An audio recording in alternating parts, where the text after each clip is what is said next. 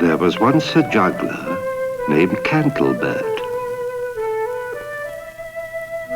Every day he would enter a great city and juggle.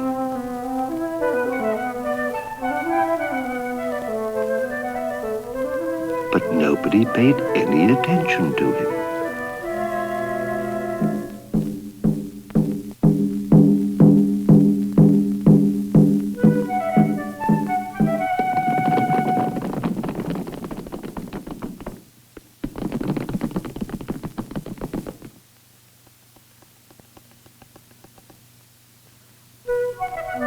Cantlebert tried new and difficult tricks, but nobody paid attention to him. Cantlebert was unhappy. He wanted his juggling to reform the world.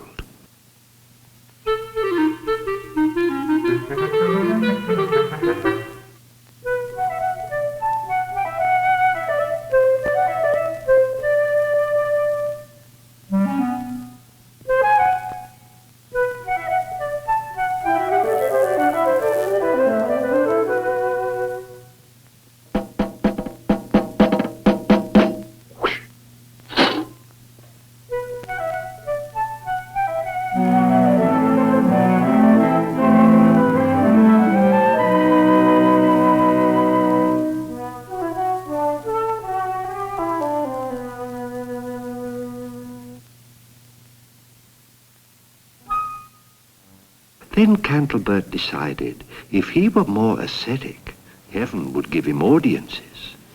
So he ran to the market and bought sugar beets and scissors and string.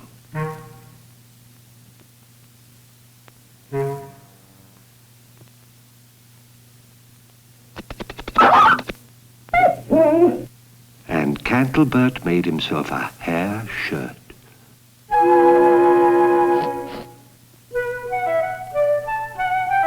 But only a few ascetics came to watch him.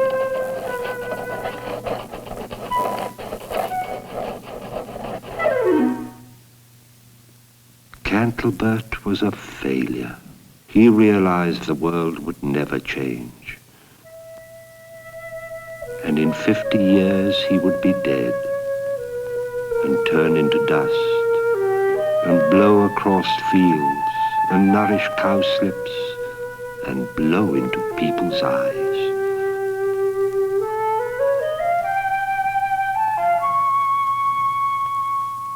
And his pink and cocoa hoops and discs and balls would mean nothing. Nothing at all.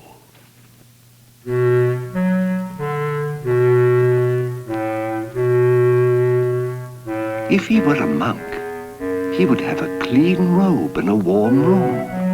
And he could feed the birds, and he could tell Mary how sad and lonely he was, and she would understand.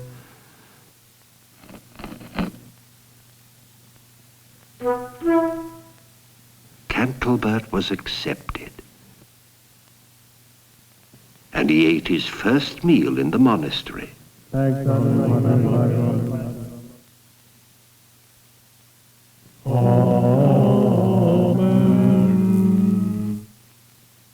Then Cantlebert visited the brothers in their cubicles. One brother cooked,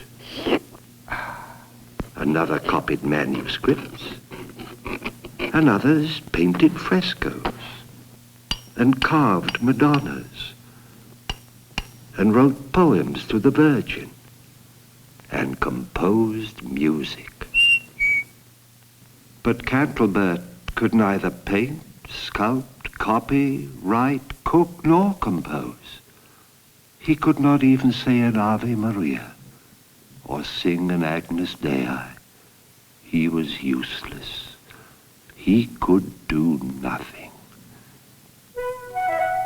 The next day, Cantlebert decided to assist the cook.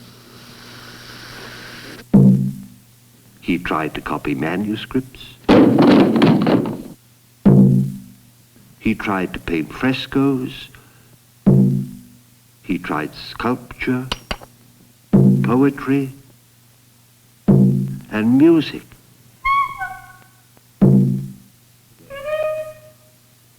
The brothers complained of Cantlebert to the abbot. But the abbot permitted Cantlebert to remain among them if he would wash the windows and carry the groceries. Soon it began to snow heavily, and Christmas grew near. The brothers prepared Christmas presents to honor the Virgin. The writers wrote, the carvers carved, the cook cooked, the poet poeticized, the composer composed, the painter painted, but Cantlebert did not know what to do. And then Christmas arrived.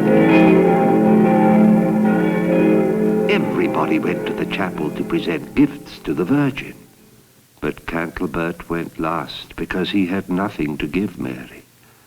The cook was the first to present his gift. He gave Mary a cake, the church triumphant. Brother Maurice read Mary a poem he had composed. Brother Arno presented the Virgin with the smallest illuminated Bible ever made. And Brother Fulbert dedicated his choral work to Mary. Brother Guillaume gave Mary his triptych, the Virgin and the donor.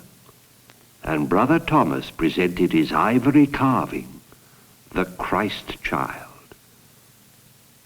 Cantlebert had nothing that he could give. That night, when all the monks were asleep, Cantlebert tiptoed into the chapel.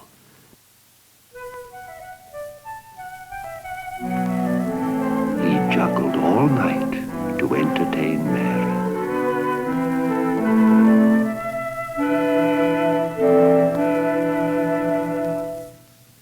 When morning came, the brothers ran to the chapel to admire their gifts again.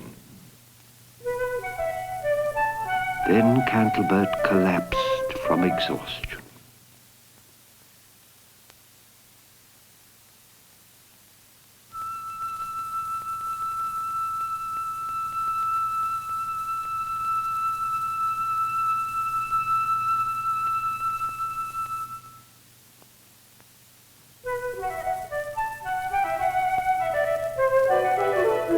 And this was how Cantlebert's gift was received.